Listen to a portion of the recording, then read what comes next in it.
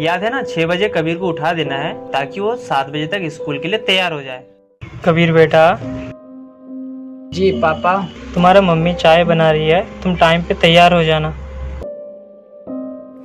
और मैं नाश्ता भी कर लूँगा और स्कूल भी पहुँच जाऊँगा। रोज आप यही तो बोलते हो। बेटा, मैं चाहता हूँ मेरा बेटा पढ़ लिख कर शिक्षित आदमी बने, समाज में नाम रोशन करे, आत्मनिर्भर बने। डोंट वेरी पापा, ऐसा ही होगा। अब आप लेट हो रहे हो, जाइए। ये कुछ पैसे रख लो, जरूरत पड़ेगी। थैंक यू पापा।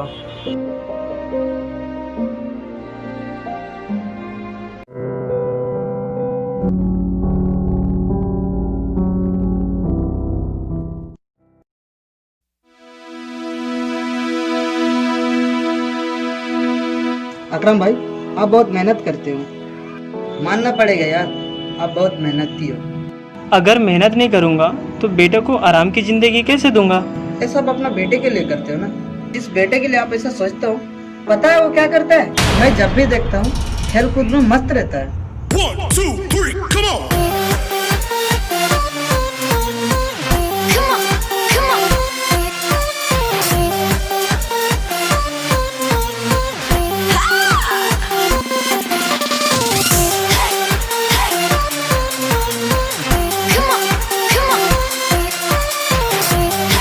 अच्छा, मुझे देर हो रहा है, मैं चलता हूँ।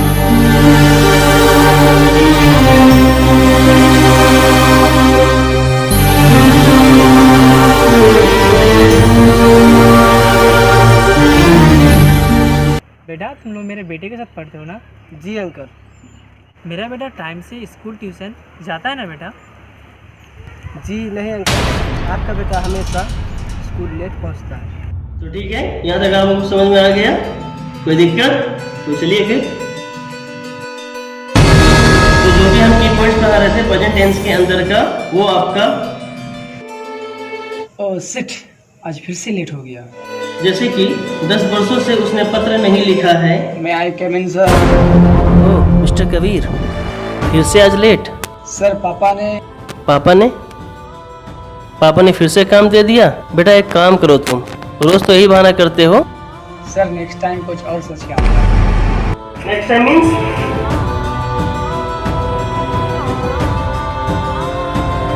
अब तो तुम्हारे पापा से बात करना ही पड़ेगा। नंबर बताओ।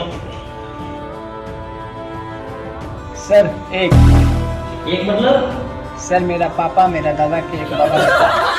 बेटा पापा का नहीं, पापा का मोबाइल नंबर बताओ। सर पापा के पास मोबाइल नहीं है।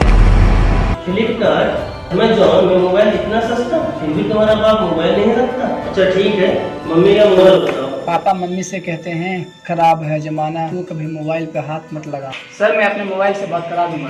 तुम्हारा मोबाइल कभी पापा तक पहुंचता ही नहीं। तुम्हें जब भी फोन करूं तो तुम्हारे पापा या तो घर पे नहीं होते हैं या फिर वो किसी काम में व्यस्त होते हैं।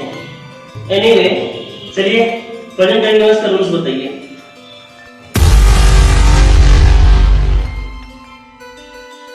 Subject plus am is are plus verb. अच्छा, तो मैंने यही पढ़ाया था। मैंने जो भी आपको पढ़ाया आप वो भी भूल गए। बताइए, आप बताइए क्या होता है? Subject plus is am are plus before plus object. वाह, सीखिए इनसे। देखिए बच्चों, लेट करने से एक्चुअल में नुकसान हमारा नहीं होता, नुकसान आप ही का होता है। देखिए आप सब जानते ही हैं कि हम लोगों के लिए, because we are the students of class 10th, इस क्लास 10th में अगर आप अपने समय का पाबंद नहीं होते हैं, आप लोग समय को मैनेज नहीं करते हैं, तो फिर आप क्या कीजिएगा? लाइफ आप क्या कीजिएगा? समय हमारे लिए बहुत इम्पोर्टेंट है, इसीलिए टाइमली आप क्लास में आया कीजिए, टाइमली आप हर काम को किया कीजिए। टाइम को मेंटेन करना बहुत जरूरी है।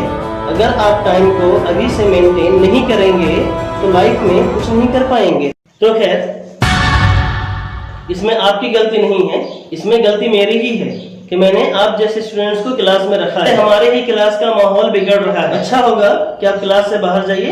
Please get out of the class, please go.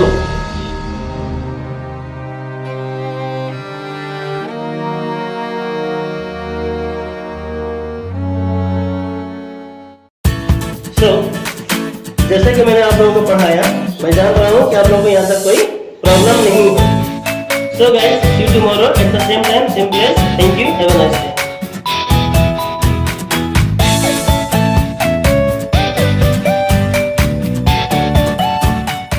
इसी बहाने वो खेलने चले जाते हैं। आपका बेटा वीडियो गेम में मस्त रहता है, आपका बेटा यूजलेस है। ऐसा है सिर्फ समाज को बिगाड़ सकता है। आपका बेटा पढ़ाई में 0 है। पहले अपने बेटा को समय का महत्व सिखाइए।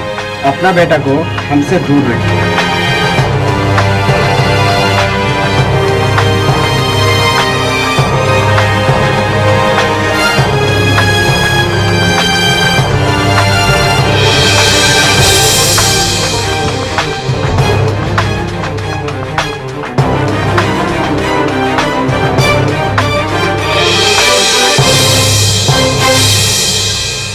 कबीर, कबीर उठो।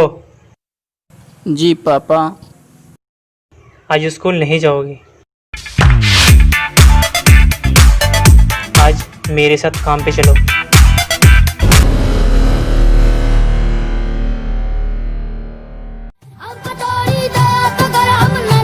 आज से तुम हमारे साथ काम करोगे।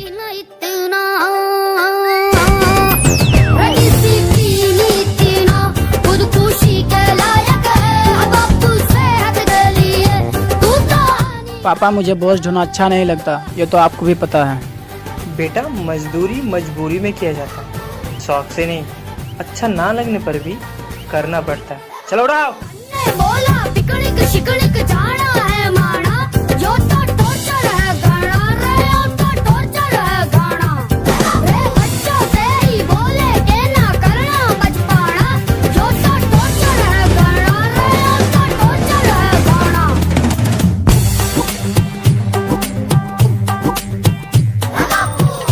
चूरन खेल खिलौने कुलचना न पराठा, कह गए हैं टाटा जब से बापू तूने डाटा।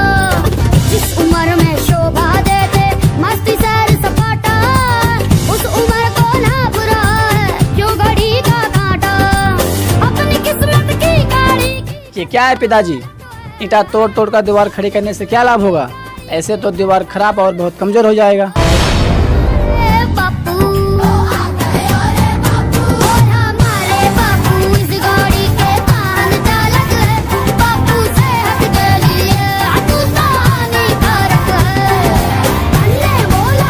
यहाँ क्या हो रहा है?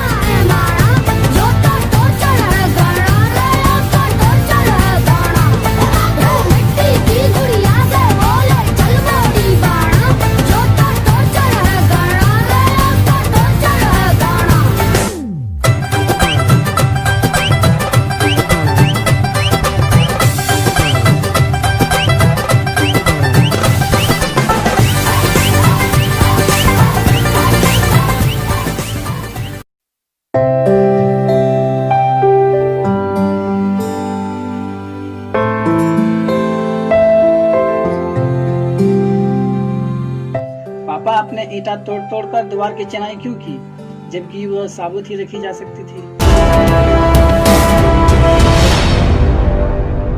बेटा, जिस प्रकार एक एक ईंट से दीवार खड़ी होती है, उसी प्रकार एक एक क्षण से जीवन बनता है। तुमने देखा, टूटी फूटी ईंटों से बना दीवार इतना बेकार और कमजोर बनता है। अब स्वयं ही सोचो, बर्बाद किए गए समय से बना जीवन कैसा होगा।